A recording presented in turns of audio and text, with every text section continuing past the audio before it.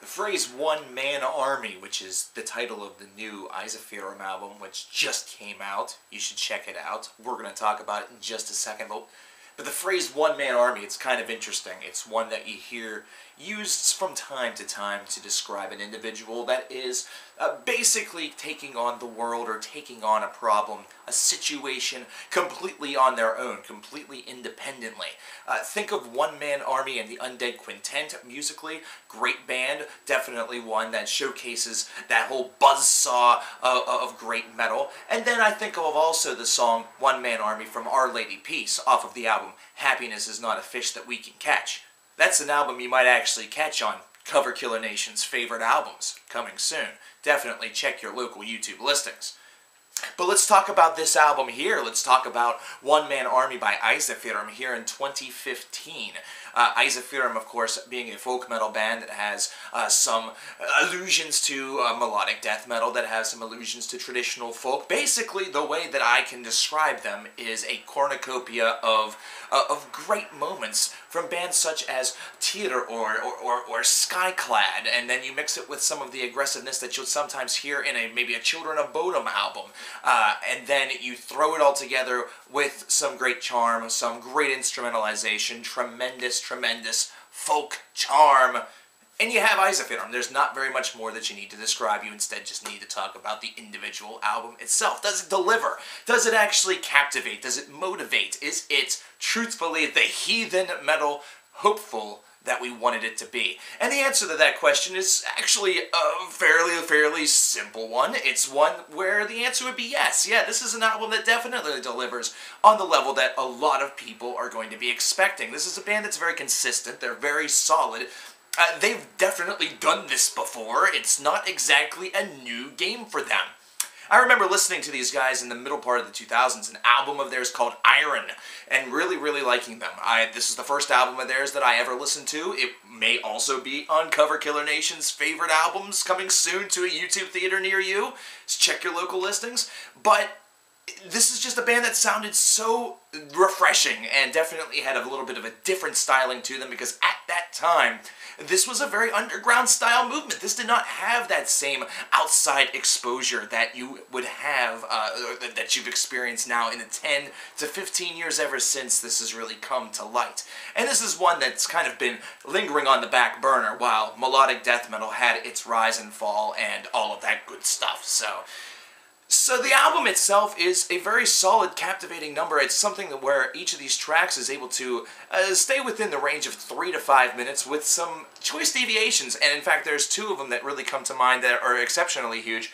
One of them, which is 7.5 minutes, and the other, the massive, the epic 11.5 minute long second to last track on this album. And this is something that really captivates a lot of individuals, because I feel that whenever bands like this, bands that have this kind of folk allure to them, that have this little side part of themselves where they're able to make epic folk, so to speak. I think of Moon Sorrow a little bit whenever I consider this, even though there's tons of other things that band does exceptionally well. I think of bands such as that, and I immediately get curious whenever a band such as Ensiferum does this, because they definitely can do it. They've done it before. It's happened. It's not like Coverkillernation where it happens every once in a while, but you get what I'm saying. And this is easily the center point of the album. This is the point right now, all the way at the end, where it needs to be a little bit different, where it needs to actually showcase a little bit of diversity, because the album itself definitely has a solid run to it. It's got a great flow. It's one that's very consistent, but at the same time, there's enough deviation to really keep you stringing along. This song here punches you right in the face with all of the deviation, punches you right in the face with all of the great storytelling, with all of the great work that this band can do. All of the combinations that make folk music a lot of fun to listen to. And I don't mean folk rock. I'm not talking about Bob Dylan. I'm talking about the European folk scene. I'm talking about the bands such as Coverkillernation that I just listed. But at any rate, you have great songwriting, and you also have great storytelling. These are two things that are absolutely key whenever it comes to making a great song of this variety. And the reason why Ensiferum is considered one of the best is because they're really freaking good at it, okay? It's that simple. It's that fucking simple. So there you have it. 11 minutes might as well just turn into 25 minutes. Hell, they might as well just do one album that's one song. 60 minutes, one track by Ensiferum. Call it the tribute to Green Carnation's Light of Day, Day of Darkness, which may be on coverkillernnation's favorite albums. Check your local listings. Yeah. And there you have it. It'd be great. It'd be fantastic because they're great storytellers, because they are great songwriters, because they have a fantastic tone to them, and they're not afraid to change it up a little bit. They're not afraid to go outside of their comfort zone, which is exhibited by the final track on this album, which sounds like it almost should be some sort of strange, like, folk country song. I almost thought, like, maybe they were going to try to do a different languaged version Johnny Cash or something like that, but then it ended up being something completely different. But it was still a great experience. It was still a great and satisfying record. This is one that certainly captivates your imagination, holds your attention, and controls your emotions a little bit, because there are moments where this slows down a little bit and really gives you a reason to kind of just pay attention and listen with a lot more dedication. This ain't just all about getting a couple of ales, a couple of pints, putting them right by your side and chugging them every single time you hear something that sounds awesome. This is something where you can do that, but you sip it a little bit, and then whenever it gets a little aggressive, then you pound it back, and then whenever it gets a little bit, calm down, whenever it gets a little bit slower paced, you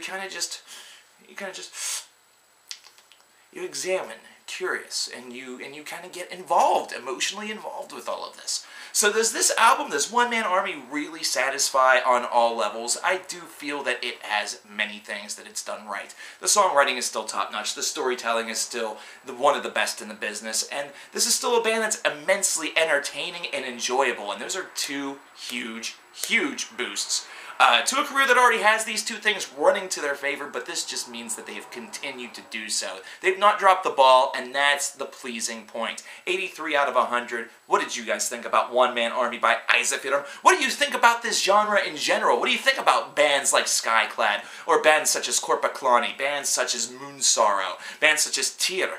Let me know in the comments below, because they might be on the Cover Killer Nation favorite albums coming soon to a theater near you.